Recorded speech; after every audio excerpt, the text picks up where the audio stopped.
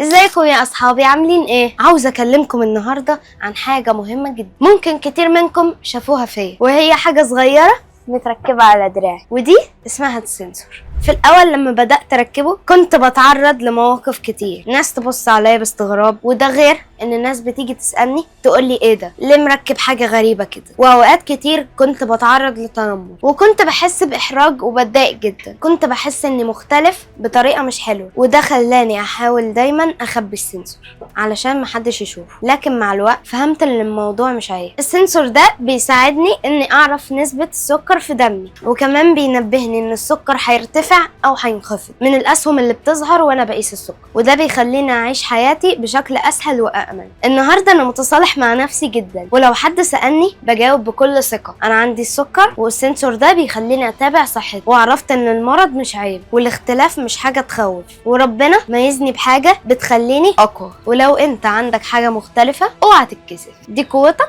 مش ضعفك. وبس كده، ونشوفكم في الفيديو الجاي، وما تنسوش تعملوا لايك وتشتركوا في القناه وتتابعوني. مع السلامه.